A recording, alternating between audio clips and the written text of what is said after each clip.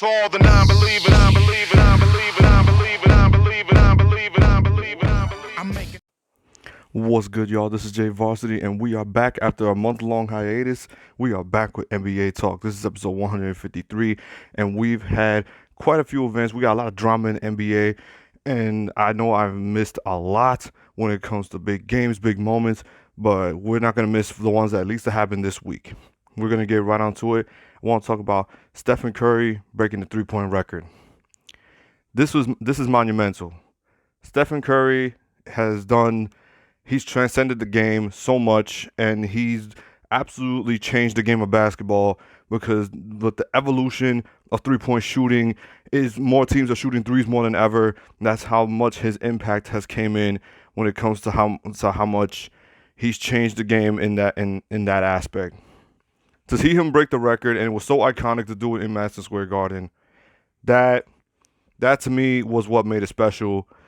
And before before that moment, he was already considered the greatest shooter to ever play basketball because it's the amount of difficulty and the precision and how much he practices those shots on the daily.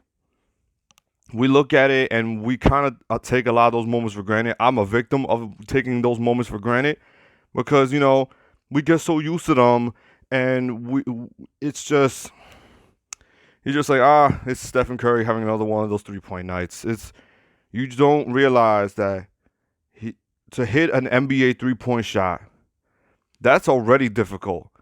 Now imagine doing that for so long and then him maintaining this kind of level of accuracy from three through his entire career. It's just that's what makes Stephen Curry so special. And then his ability to move off the ball and getting his teammates involved, and that's what makes his game so much easier to interact with as a teammate. And you it's like you want to play with Steph Curry because of that. That's why I believe the Golden State Warriors built a good have good good built around Stephen Curry. When you got guys like Klay Thompson, who's going to be coming back, you got guys like Andrew Wiggins, Draymond Green, James Wiseman, who's also going to come back, Jordan Poole, Toscano, Otto Porter, Gary Payton Gary Payton Jr.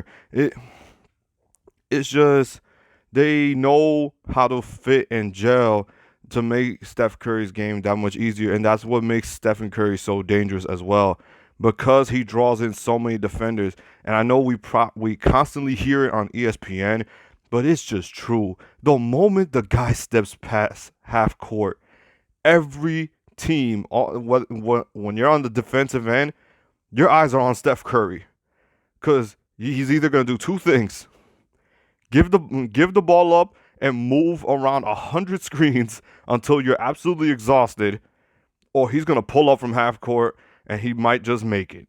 Because there's no doubt in our minds anymore on if Steph can make those shots, because it's just become a normality for that.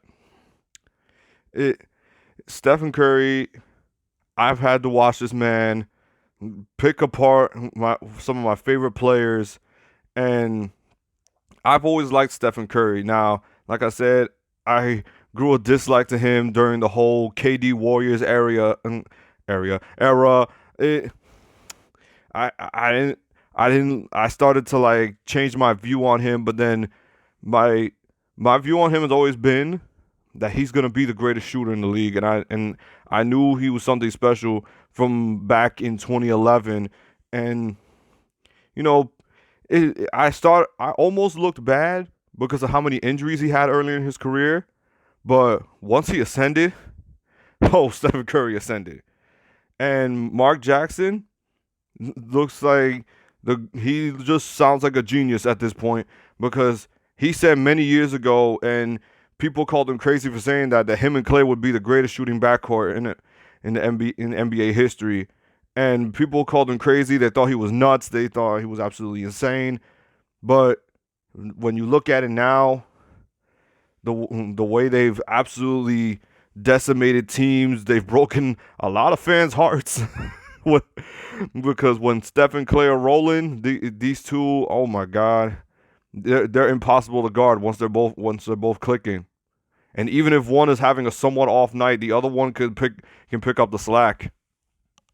But Stephen Curry, he's a three he's the greatest shooter of all time.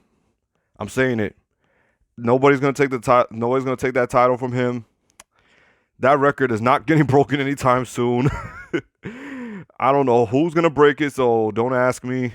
Comment down below who you think might break the record. Obviously, it's not gonna be nobody in the league anytime soon, because I don't think any of these guys that are coming up are gonna break that record. Because as long as Steph Curry's playing, that. But yeah, nobody's breaking that record. I don't see Trae Young doing it. I don't see none of these young guys, at least in this time, breaking Steph Curry's record. Because as long as Stephen Curry is in the league, that record's just gonna skyrocket. And if that was Madison Square Garden when he breaks the 3-point record, I imagine, because you already know he's gonna hit more than 3,000 threes. You already know he's gonna do it. So that's gonna be something special to see.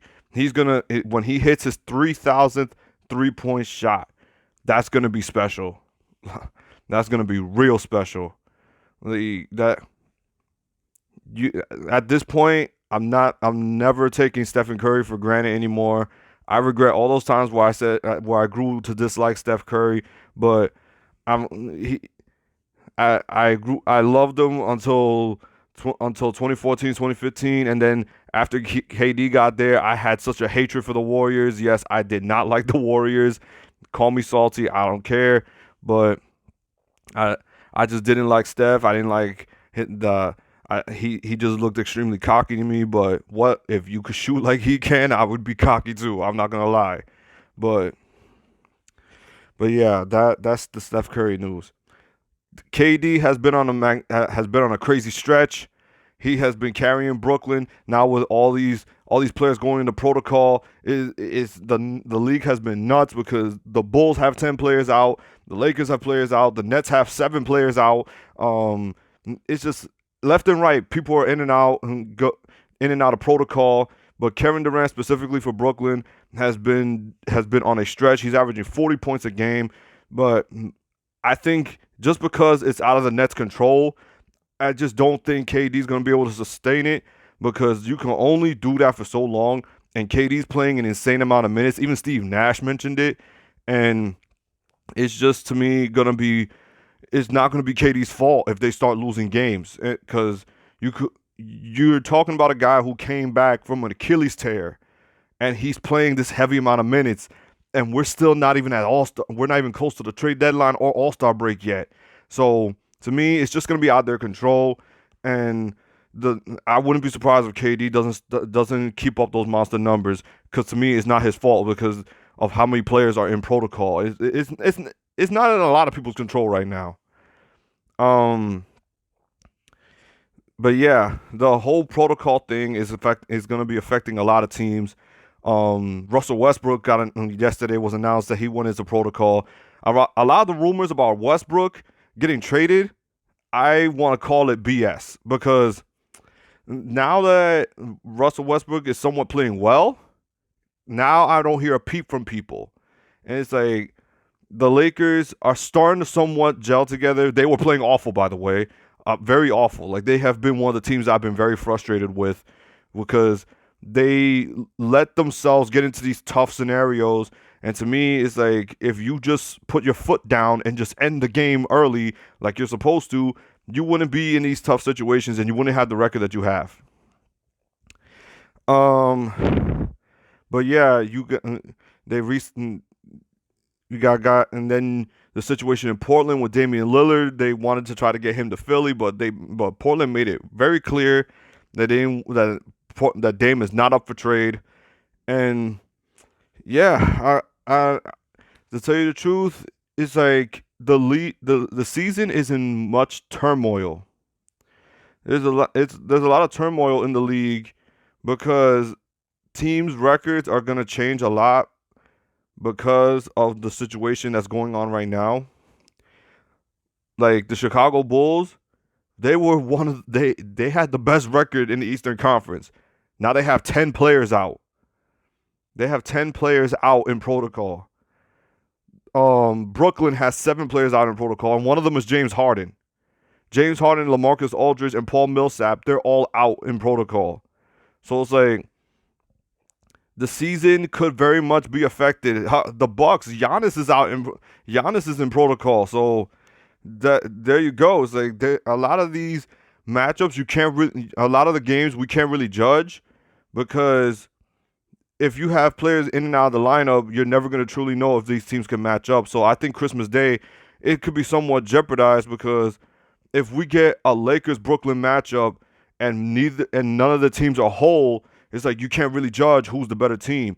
And teams like the Golden State Warriors, the Phoenix Suns, who haven't had much issue with that, their records are gonna be somewhat distant from everybody else in the league, because they've been on top of what I don't know what they're doing right, but they're doing something. But yeah, the league right now is just a lot of problems, and the protocol thing is just making this worse. Hopefully things do get better, and I really much pray that this doesn't continue, because God knows we don't need another pause in the season and we have to go into another bubble situation. Yeah, this was a quick little episode. I just wanted to come back and just get back on the high horse, because I was out for a month, and I'm gonna try to be more consistent with these episodes, these videos, whatever you want to call them. I'm gonna try to do at least every Friday an episode. That's my starting point. All right, you got the point. That's it for this episode. That's it. That's all. Like, comment, subscribe, and hit the bell if you like basketball content. This is your boy Jay Varsity, and I'm out. Peace. We got some non-believers out there. Make believers out of